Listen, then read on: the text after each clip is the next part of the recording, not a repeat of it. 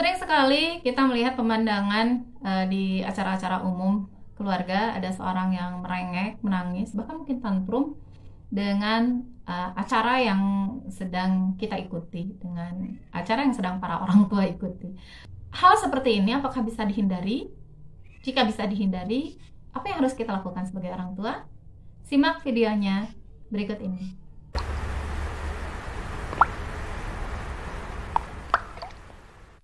Assalamualaikum warahmatullahi wabarakatuh. Ayah dan bunda semua, bertemu lagi kita di program Belajar dari Anak. Karena setiap perilaku anak, baik positif dan negatif, adalah sarana kita untuk terus belajar menjadi orang tua yang lebih baik.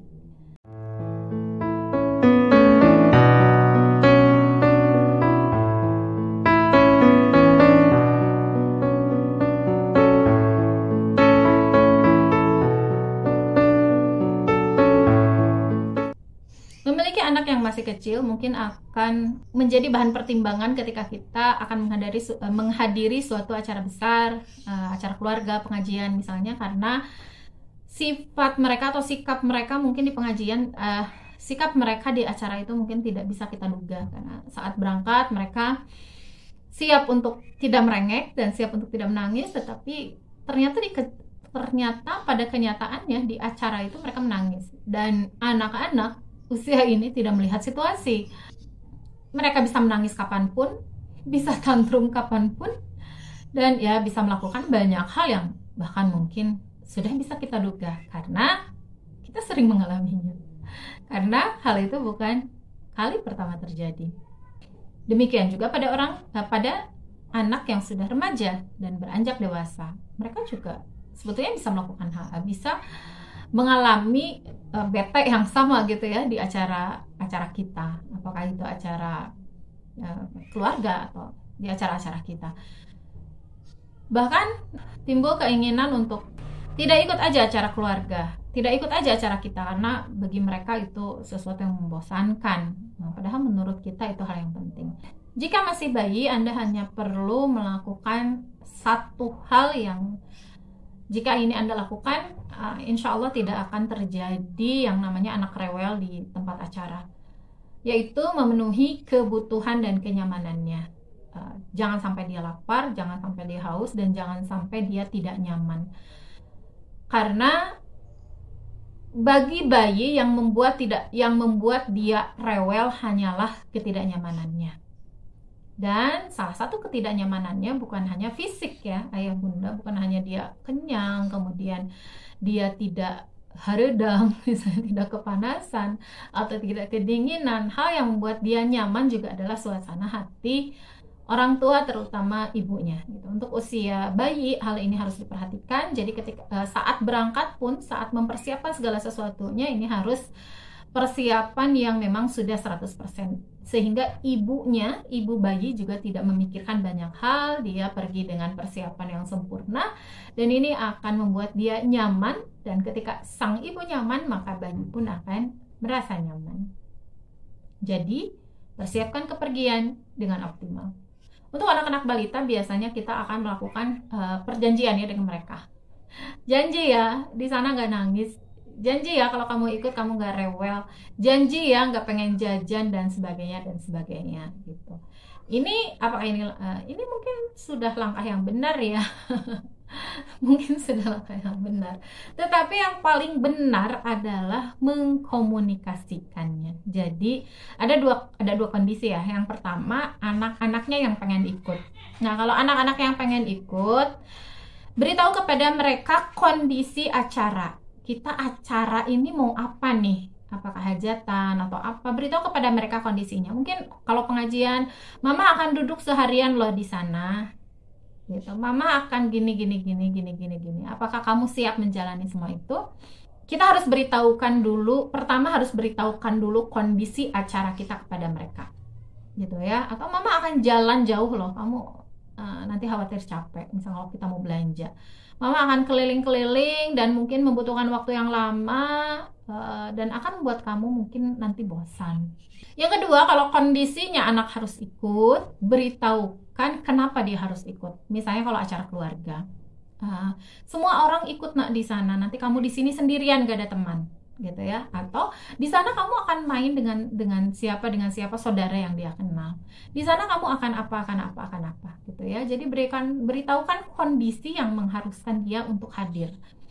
Atau silaturahim dengan keluarga, bertemu nenek kakek sudah kangen ke kamu, dan sebagainya.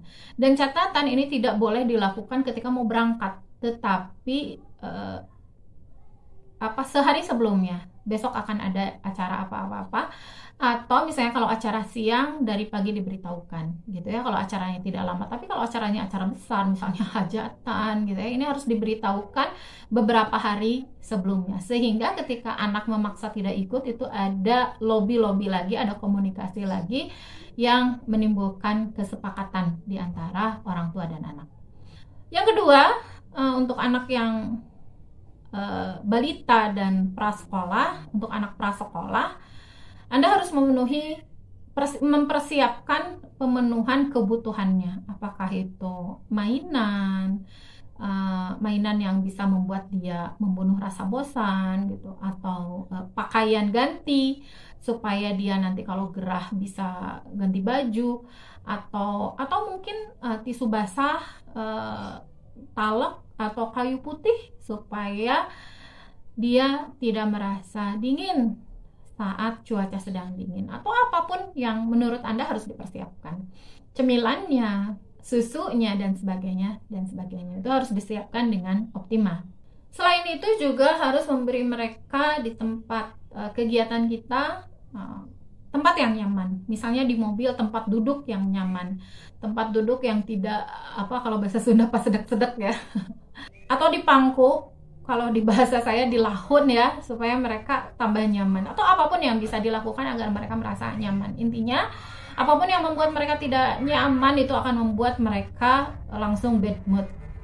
Dan tentang mainan, terutama ini yang seringnya dilupakan oleh para bunda gitu. Seolah-olah yaudahlah, mainan yang apa sih pentingnya mainan, ya udah di acara itu banyak makanan juga misalnya. Mainan ini sebetulnya penting untuk membunuh rasa bosan dia dan untuk membuat dia aktif ya.